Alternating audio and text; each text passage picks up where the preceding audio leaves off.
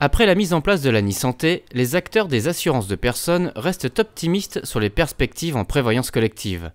Même s'il est encore tôt pour avoir les chiffres de 2015, la prévoyance collective conserve un fort potentiel de croissance et une réelle rentabilité.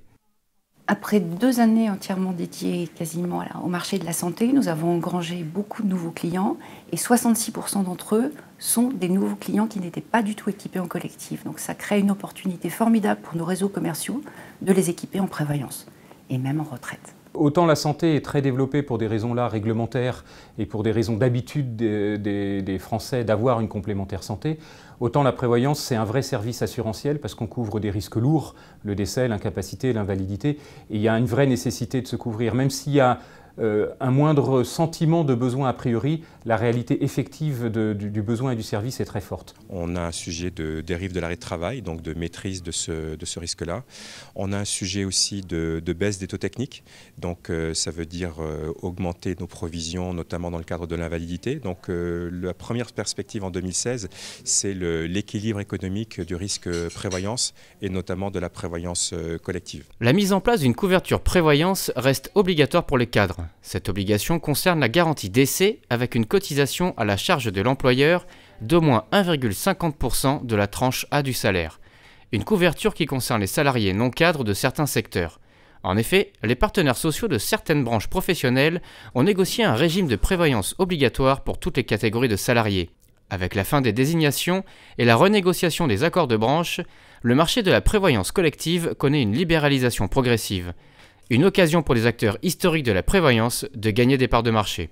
Donc enfin, l'heure de vérité est arrivée avec la fin des désignations, ce qui a donné des cas certains des opportunités pour les courtiers d'aller chercher des entreprises qui avaient besoin d'un conseil avisé parce qu'elles sortaient de ce long tunnel dans lequel elles n'avaient aucune visibilité sur leur risque prévoyance. Le risque d'une entreprise à ne pas trouver de couverture est totalement minime aujourd'hui. FFSA et CETIP vont mettre en place même un système d'observatoire des entreprises pour vérifier qu'il n'y a pas de problème de couverture. Donc je pense que l'arrêt des désignations n'est pas du tout un risque pour l'entreprise aujourd'hui.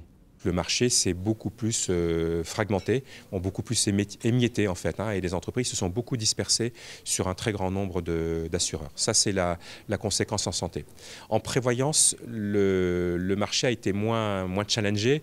Pourquoi? Parce que la priorité c'était la santé. Mais je pense qu'en prévoyance, on va aussi voir beaucoup de mouvements dans les années à venir. La fin des désignations sur le marché, pour nous, c'est un impact vraiment gagnant-gagnant.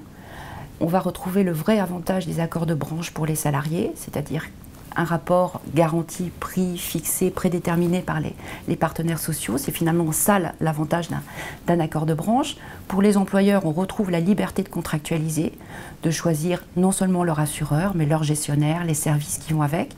Et pour les assureurs, la liberté de postuler, de proposer leurs offres, de mettre en avant leurs services et leurs éléments différenciants. Donc pour nous, la fin des désignations, c'est vraiment un mouvement gagnant-gagnant et qui va dans le sens de l'histoire et du monde. Pour les courtiers, l'assurance prévoyance reste un marché rentable avec des marges de commission qui oscillent entre 1 et 5% des cotisations. Le principal atout de l'assurance prévoyance, c'est que c'est un risque long. Ce qui veut dire que quand on signe un contrat d'assurance prévoyance, quand on a séduit un client avec nos propositions, on sait qu'on s'installe pour une période qu'on espère durer au moins 5 ans. On ne va pas se cacher en disant que le prix n'a pas d'importance, mais au-delà du prix, c'est vraiment l'accompagnement, donc la donnée, la transparence et ensuite les services que l'on peut apporter pour aider l'entreprise à maîtriser son risque arrêt de travail. En 2015, 8 salariés sur 10 sont couverts par au moins une garantie de prévoyance selon le baromètre de la prévoyance du CETIP. En revanche, seulement un tiers des salariés déclarent bénéficier d'une couverture dépendance. Le potentiel d'équipement reste donc important à condition de convaincre les employeurs. Il y a un travail, je dirais, de pédagogie ou de conviction commerciale à faire passer vers les décideurs. Il s'agit de chefs d'entreprise, il s'agit de DRH, il s'agit de négociateurs de branche pour que, dans une logique, je dirais, de protection des personnes, ils travaillent sur des améliorations ou des extensions de garantie. Il faudra qu'on convainque les employeurs que c'est aussi en tant qu'employeur un moyen de se différencier dans un monde où tous les salariés ont droit à la santé, en termes de recrutement et de fidélisation de leur personnel.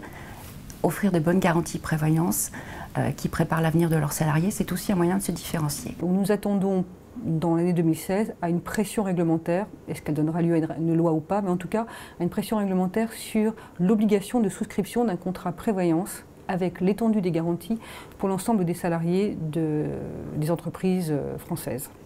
Après la généralisation de la complémentaire santé pour tous les salariés, à quand la prévoyance pour tous? Le débat ne fait que commencer.